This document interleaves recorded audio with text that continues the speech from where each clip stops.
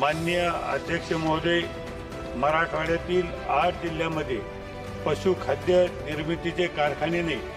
मका, तेलबिया, गूळ मुबलक प्रमाणात उपलब्ध आहे. पशुखाद्य निर्मितीचे कारखाने सुरू करण्याची नितांत गरज आहे, जेणेकरून पशुखाद्य उत्पादन स्थानिक पातळीवर करता येईल आणि उत्पादन खर्चही कमी होईल. यासोबतच पशुखाद्यावरील खर्च कमी करण्यासाठी 50 मेट्रिक टन प्रतिदिन पशुखाद्य निर्मिती प्रकल्प शासन किंवा सहकारी संस्थेमार्फत उभारण्यासाठी शासन स्तरावर प्रयत्न व्हावे.